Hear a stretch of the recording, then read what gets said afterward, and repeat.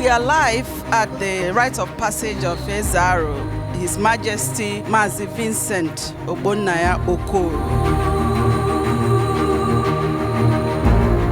He was a man of peace. He was a man of humility.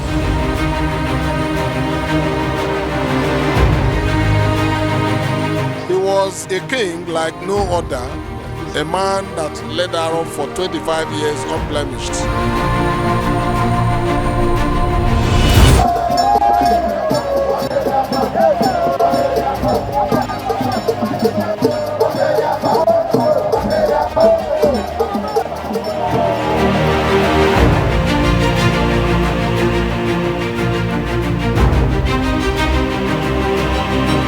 We are happy that he functioned for several years as Eze Aro, and at the time that he pleased God, he called him home.